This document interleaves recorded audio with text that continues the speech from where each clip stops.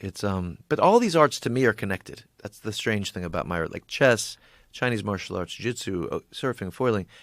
To me, the fascinating thing when you get toward the pinnacle of an art is that you start to experience, at least from my perspective, that the apexes of these arts are much closer to one another than lower down in the mountain of the same art. Mm-hmm. So people who are virtuosos in various fields are often speaking a much more similar language than people who are at lower levels of the same art than they're training. Yeah.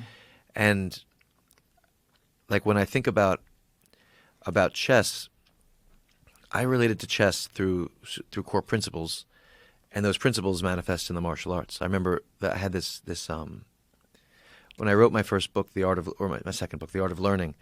It was about my experience of crossing over my level from chess into the Chinese martial arts, and I had this really interesting experience where I was giving a simultaneous chess exhibition, playing 40 games at once in a charity for Duchenne muscular dystrophy.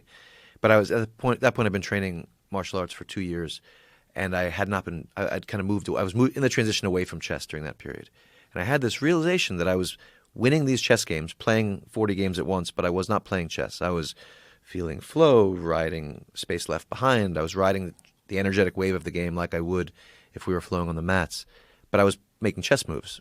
And I realized that these arts had become fundamentally connected. And then that became like an area of interest and of exploration. I started making what I was doing unconsciously more and more conscious.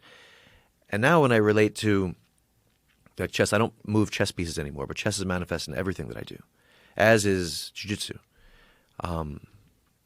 And as is like in the ocean arts,